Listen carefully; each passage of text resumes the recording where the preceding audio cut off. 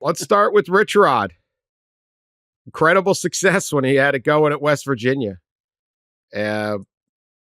Wasn't for that epic defeat to Pitt. He was headed to a BCS title game.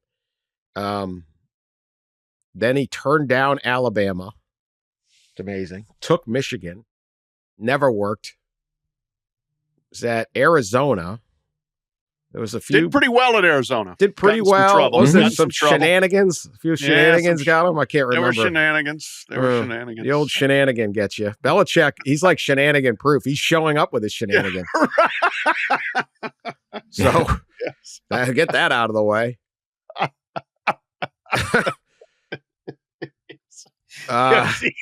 He brings the shenanigans. He brought the shenanigan. Then Rich Rod had to do a little penance down at Jacksonville State, and now he's back.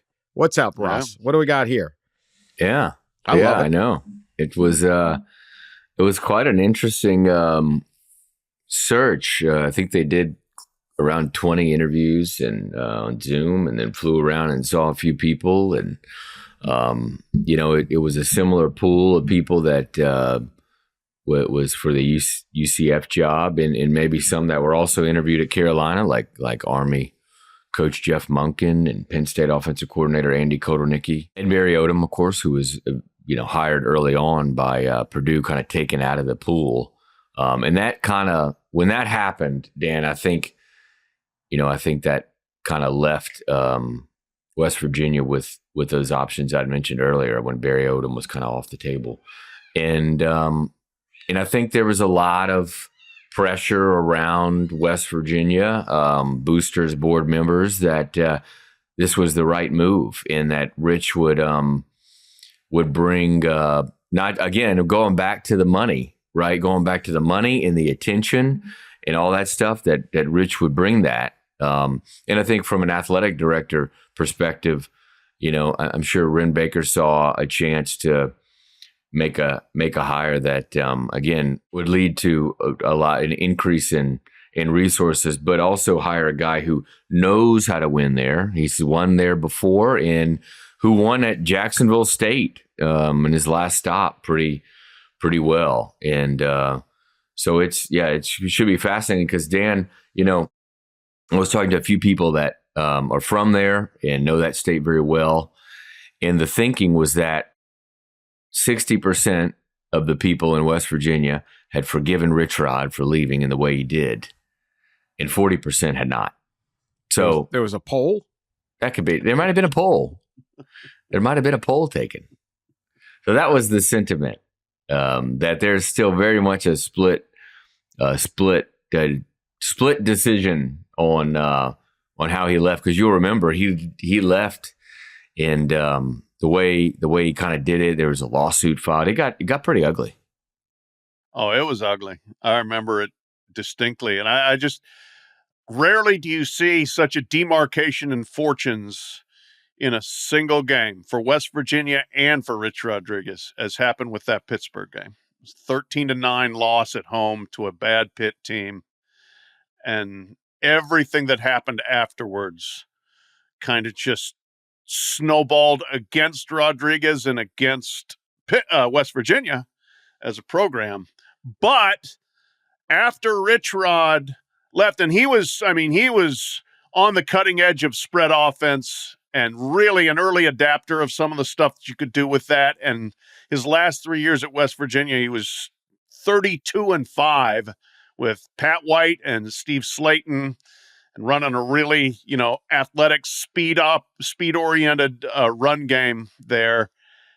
And then he goes to Michigan and bombs, but comes back and proves he's a really good coach and has stood the test of time and can adapt. And you won at Arizona, 43-35 there.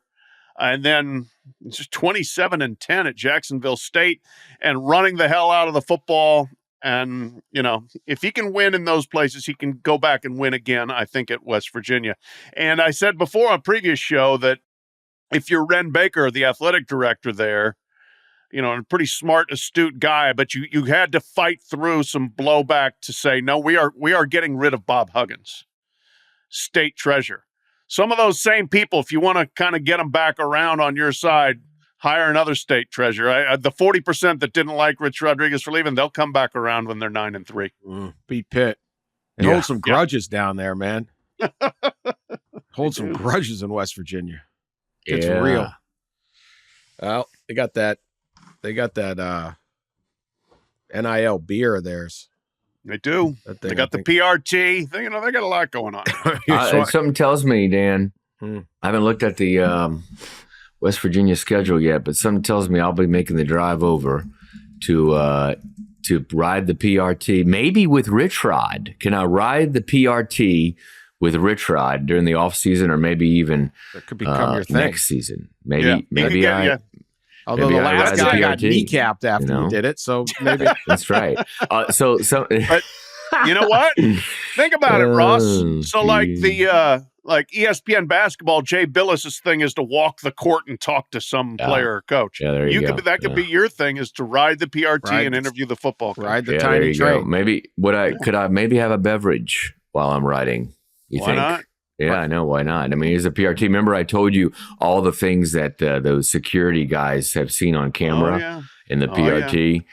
Yeah, just drink a beverage. Don't do the other stuff. Don't do the other this stuff. Is a family show. I'll stay away. So, but West Virginia schedule, they open with Robert Morris, and they play at Ohio, which is odd. And then look at this one. Pitt. They host Pitt in the backyard brawl. And guess what the date is? September 13th, 9-13, the score of the game of 2007. That blew it up. So I think I'll be going to the 9-13 backyard brawl. Wow. You're going to be unpopular. You're going to be loosely opinionated.